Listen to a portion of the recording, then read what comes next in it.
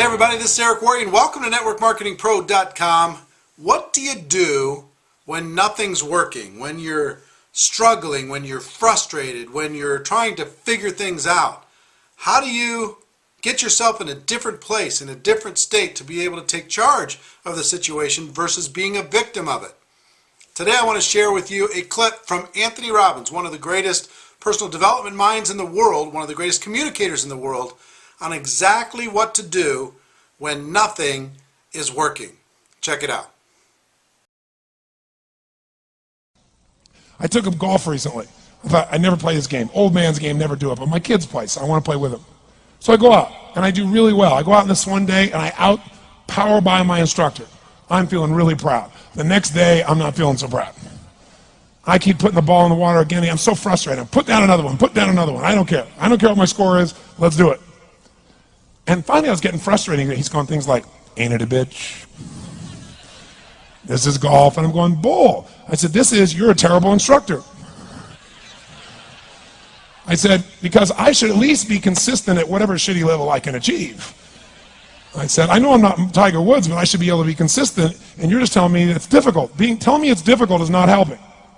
Tell me what to do. He said, well, actually, you're only a little bit off. I said, could have fooled me. He said, no, you're about a millimeter or two off. I said, you're joking. He said, no, watch this. He said, I didn't teach you this yet. He said, when you approach the ball like this, he said, if you change the angle that you're attacking this just 1 or 2 millimeters, in the very beginning, do you see how that changes the arc? This one, instead of being on the green by 1 millimeter, now you're in the water. 1 millimeter over here, you're in the sand. And he said, and also you're hitting the ground by 1 millimeter sometimes. You're not stroking it, just 1 millimeter. I thought, what a great belief system that when all hell's breaking loose and nothing's working, that you're only 1 millimeter off. Because most people think it's impossible, so they give up. Isn't that true? And in real life, it's true. So 2 days later, I'm going to see one of my clients. I do a lot of coaching, and I have a man who's the top plastic surgeon in the world. He's going through some tough times in aspects of his life. But this is a guy that gets paid by Sultan of Brunei $1 million to fly over and do 3 people's faces. He is the #1 plastic surgeon in the world. He can make anyone who's ugly look spectacularly beautiful. He showed me pictures of a woman who's 84 years old. He made her look 40 and gorgeous, no exaggeration. But you know what? I'm waiting for him in his office, and he's still in surgery. So he's got a new book he's creating to teach other surgeons around the world. And I'm going through it, and it's got pictures of, the top 100 supposedly most beautiful women in the world's faces. And then men. I wasn't paying attention to that one. I just kept turning the pages, right? But I noticed something. He's got all these measurements, and he has mathematically calculated what it takes to make someone look gorgeous, man or woman. And it's a few millimeters. Interesting. For example, on a woman, the distance between the top part of your lip and your nose, this little distance, the measurement of that, if you're beautiful, gorgeous, is the same size as your eye. If it's 1 millimeter more, you have an average face. If it's 2 millimeters more, you are butt ugly. Okay. The difference between butt ugly and gorgeous is 2 millimeters. He's got about a dozen of these little 1 or 2 millimeter changes he makes, and it's a different person. It is unbelievable. So a very powerful belief to leave today with would be, nothing's working, I'm 1 millimeter away. What little thing going to change? And when I do, it changes everything. Because I'm heading this direction, I make this little shift. You take that out an hour from now, a day from now, a week from now, a month from now, you have a totally different destination from that direction. But the 1 millimeter change, I'll show you one of them right now. Check this out. Stay in the state of certainty. Some of you lost it. Intensify it, whatever it takes. Intensify. Make your move. Come on. Make your move. Say yes. Say yes. Say yes. Say yes. Now feel that in your body. Don't let go of it. Now watch. Here's the difference between being certain and being uncertain. Did you see that? Certain, uncertain. See if you can find that little spot between the two, where you drop just a little bit of your chest, and you feel it drop, and come back up. And drop it. How many can feel that difference between where you really feel it, now intensify it, and where you dropped it? Is it a tiny difference, yes or no? Yes or no? Now, could you condition yourself to feel great in this state? Yes or no? So what I want you to do is give yourself that opportunity.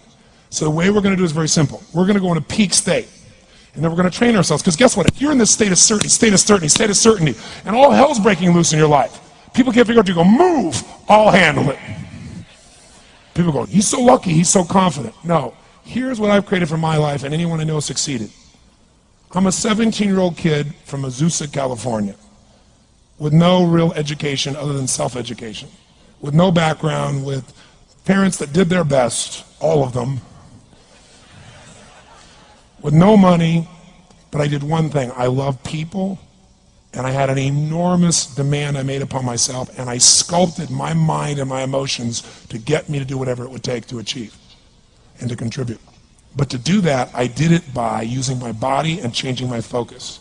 I did it by putting myself in a peak physiology and using what I call incantations. Can you train yourself to believe something, yes or no? Absolutely. How many of you ever made the fatal mistake of going to Disneyland or Disney World, and while you're there made the fatal mistake of going to a ride called It's a Small World After All? What happens for about a week after you're out of that damn place? You're still singing this thing in your head in 24 languages, right? Well, let me tell you something. How many of you have things when you want to go achieve them and this part of your voice goes, oh, it's not going to happen, or forget it? How many got a voice that sometimes interrupts that good pattern? Say I. And what you want to do is train a new one. So starting when I was 17, I started doing incantations, not affirmations. Affirmation, you go, I'm happy, I'm happy, I'm happy, I'm happy, I'm happy. What's the problem? You haven't changed your what? Your what? Physiology. If you don't change your physiology, you won't get anything. So an incantation is not only you speak it, but you embody what you're saying with all the intensity you can. And you do it with enough repetitions that it sticks in your head. Like It's a Small World, now the conversation in your head is always the same and it gives you what you want. So you use your body and your voice. So 17 years ago I started doing things. I was working for Jim Rohn, this speaker, and I was 17 years old. I had long hair, minestrone soup, acne on my face. And I was trying to call on Bear Stearns type of people and convince them why they should go to this man's seminar and be more successful. I was driving a 1968 Volkswagen that I had earned at $40 a week as a janitor. The only way I did it was park far from the building and then go in, and I love people and I believe, but I put myself in state and I was able to influence people that were far more successful than I was at the time. I would do something that I still do backstage and have done for 23 years because I don't hope I'm going to be in a good state, I demand it. So I do an incantation using my whole body. I'd say, I now command my subconscious mind to direct me in helping as many people as possible alive today to better their lives by giving me the strength, the emotion, the persuasion, the humor, the brevity, whatever it takes to show these people and get these people to change their lives now. And I would do that literally driving in my Volkswagen to a meeting in LA on the freeway for 40 minutes. People are looking at me, I'm screaming at the top of my lungs. They're going, I know he's a serial killer, I know he is. But by the time I entered that room, when two people meet, if there's rapport, the person who's most certain will always influence the other person. And I was totally certain, and they were trying to get revved up to certainty. Do you agree with this, yes or no? I do another one because I was poor. I changed my mindset. I kept doing things, but I never got beyond it. I'd say God's wealth is circulating in my life. His wealth flows to me in avalanches of abundance. All my needs, desires, and goals are met instantaneously by infinite intelligence, for I'm one with God and God is everything. And I would imagine the abundance of my life, and I would feel so grateful.